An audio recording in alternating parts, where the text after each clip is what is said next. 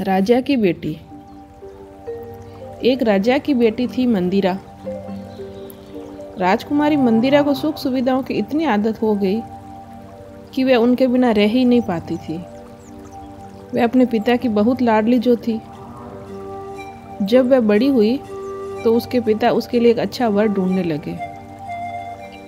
एक दिन एक युवक राजा के पास आया। उसने राजकुमारी का हाथ राजा से मांगा। राजा ने बहुत देर तक उस युवक से बात की।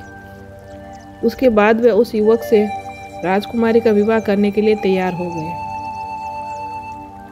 लेकिन जब राजकुमारी को पता चला कि जिस युवक से उसका विवाह होने वाला है वह कोई राजा या राजकुमार नहीं है, तो उसने विवाह करने से मना कर दिया। लेकिन राजा भी आखिर उसके पिता थे। अंत में राजा की आज्ञा उसे माननी ही पड़ी। विवाह के बाद दूल्हा और दुल्हन एक गाड़ी में बैठे और अपने घर में रहने चले गए। उनकी गाड़ी सुअरों के एक बाड़े के आगे रुकी। वहीं एक झोंपड़ी भी थी।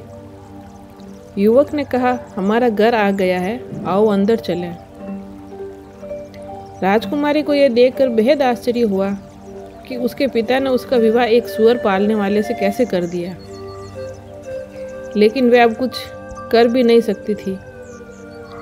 उसके पति ने उसे कहा, अब यही तुम्हारा घर है, कल से तुम मेरे काम में मेरी मदद करना।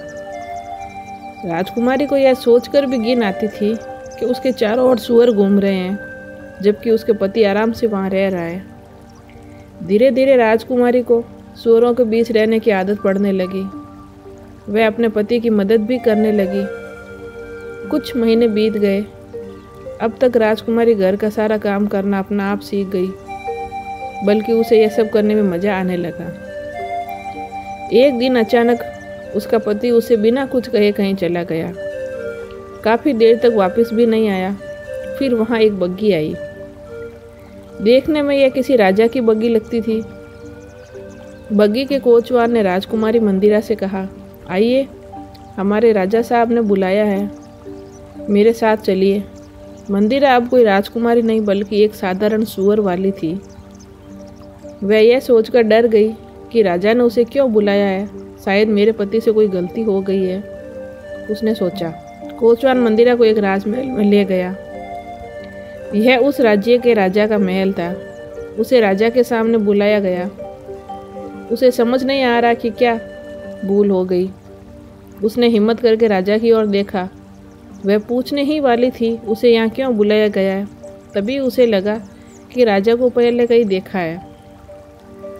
ध्यान से देखने पर उसे पता चला कि उसके राज सिंहासन पर और कोई नहीं, उसका पति ही था। उसे इस तरह राजा के रूप में देखकर मंदिरा भी उसे तुरंत पहचान नहीं पाई। उसे सम्मान के साथ राजा के बराबर रखे हुए सिंहासन पर बिठाया गया। उसका पति वास्तव में उस राज्य के राजा था।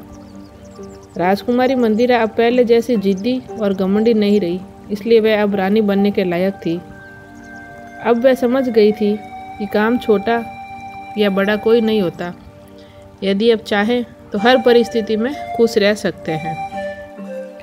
तो दोस्तों, अगर आपको मेरी कहानी अच्छी लगे तो इसको लाइक करें, शेयर करें और सब्सक्राइब करें। और मेरी नई कहानियाँ सुनने के लिए मेरे चैनल से जुड़े रहें। धन्यवाद।